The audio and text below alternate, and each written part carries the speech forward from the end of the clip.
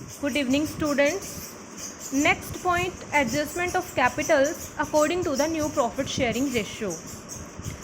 पिछले जो क्वेश्चन हमने सॉल्व किए वहाँ पे कहीं पे भी ये हमारा नहीं आया था कि नई प्रॉफिट शेयरिंग रेशियो के अकॉर्डिंग हमने उनके कैपिटल को एडजस्ट करना है। सारी एडजस्टमेंट करने के बाद जितना अमाउंट बचा वो हमने कैपिटल मान लिया था, लेकिन यहाँ पे अब क्वेश्चन में आपको बताया जाएगा कि उनकी कैपिटल होनी कितनी चाहिए। आपको कैपिटल टोटल फर्म की बता दी जाएगी और उसको एडजस्ट करना है उनकी न्यू प्रॉफिट शेयरिंग रेशियो के अकॉर्डिंग। हो सकता है कि उनकी कैपिटल है वो कम हो सकता है ज़्यादा हो।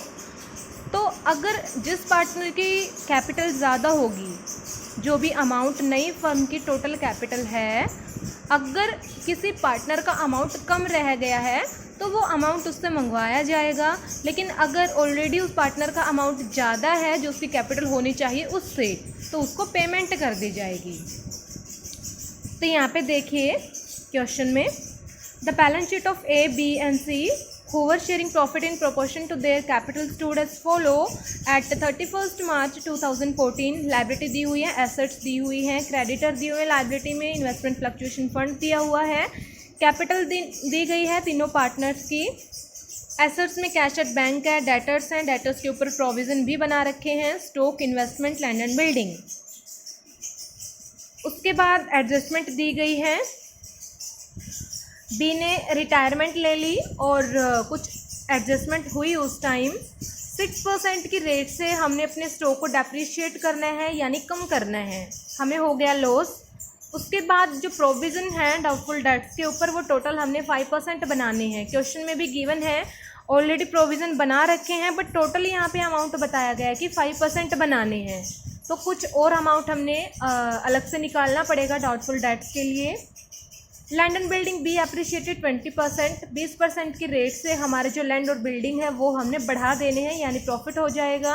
उसके बाद हमने और भी प्रोविज़न बनाना है आउटस्टैंडिंग लीगल चार्जेस के लिए 770 रुपये का। हमारे जो इन्वेस्टमेंट हैं 8500 रुपये से हमने ये कम करने हैं। उसके बाद टोटल फर्म की गुडविल दी गई है 10,800 रुपये, और जो बी का शेयर है वो कौन पे करेगा, ए और सी पे करेंगे। कोई भी गुडविल अकाउंट अलग से ओपन नहीं करना है। टोटल फर्म की कैपिटल दी हुई है, जो नई फर्म हमारी बन के तैयार होएगी उसकी टोटल जो कैपिटल होगी वो 28,000 होगी। अब यहाँ पे देखिए पता लगेगा हमें कि ए और जो सी की कैपिटल है वो कम है या ज़्यादा है, इनसे पैसा मंगवाना है या फिर इनको पे करना है। जो टोटल कैपिटल दी हुई है इसको हमने डिस्ट्रीब्यूट करना है किसमें, न्यू प्रॉफिट शेयरिंग रेशियो में 5:3 में। उसके बाद हम रिवैल्यूएशन अकाउंट बनाएंगे इन एडजस्टमेंट के अकॉर्डिंग। रिवैल्यूएशन अकाउंट बनाने के बाद हमारा कैपिटल अकाउंट हम तैयार करेंगे। रिवैल्यूएशन अकाउंट यहाँ पे बड़ा इजी है, जो चीज़ें आपने इंक्रीज़ करनी है लेस करनी है रिवैल्यूएशन अकाउंट में दिखा के आप अपना प्रॉफिट या लॉस निकाल सकते हो। कैपिटल अकाउंट में हमने सिंपल जो इनकी कैपिटल दी गई है बैलेंस शीट में वो डाल दी। रिवैल्यूएशन अकाउंट से जो प्रॉफिट हुआ ओल्ड रेशो में डिस्ट्रीब्यूट करके हमने वो डाल दिया इनके अकाउंट्स में। इन्वेस्टमेंट फ्लक्चुएशन फंड दिया हुआ था वो हमने डिस्ट्रीब्यूट कर दिया, इनके अकाउंट में क्रेडिट कर दिया। उसके बाद जो पार्टनर बिजनेस को छोड़ के जा रहा है गुडविल की पेमेंट रिमेनिंग पार्टनर करेंगे। रिमेनिंग पार्टनर ए और सी है।